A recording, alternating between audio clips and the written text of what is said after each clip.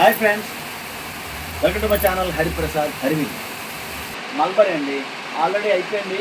కొమ్మలు కట్ చేసాం. మళ్ళీ వచ్చే కొమ్మలు పళ్ళు కూడా అయ్యాయి, కొన్ని తిన్నాం. మళ్ళీ మనం దీన్ని మాడిపోయింది కదా వదిలేయకూడదండి. మళ్ళీ ఆ స్టంప్స్ కట్ చేసుకొని ఆ స్టంప్స్ని మళ్ళీ మనం మొక్కలకు వేసుకోవచ్చండి. చక్కగా అవుతుంది, పళ్ళు కూడా అవుతున్నాయి.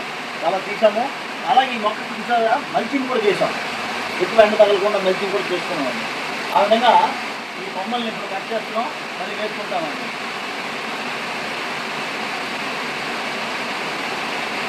దీన్ని కూడా కట్ చేద్దామండి.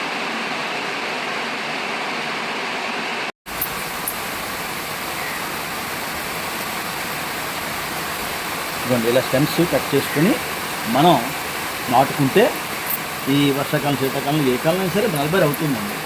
మల్బరీ ఇది మాత్రం కేవలం పళ్ళ కోసం అండి, పళ్ళ కోసం. ఇది వేరేగా పురుగు కోసం ఆకుల్ని ఒక తోటలో పెంచుతారు.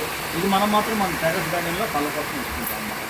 నాటుకోవడం కూడా చేస్తాం. ఫ్రెండ్స్, ఈ విధంగా మనం కట్ చేసిన స్టెమ్స్ని చక్కగా ఇలా ఆలోవేరా ఒక మొక్క కట్ చేసుకొని మన మిద్దె తోటలో దానిలో జస్ట్ ఈ స్టెమ్ని ఈ విధంగా ఇలా పెట్టుకోవాలండి. అంటే దీనివల్ల ప్రయోజనం కూడా చాలా ఉంది. ఇలా పెట్టుకొని ఈ కుండీలోనే జస్ట్ వేసుకుంటామండి.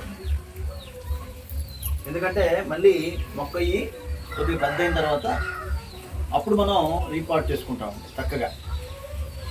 ఇదిగోండి, ఈ విధంగా వీటిని ఇలా నాటుకొని ఏవైతే సర్వలు అవుతాయో మొక్కలు అవి వాటిని మనం రీపాట్ చేసుకుంటామండి.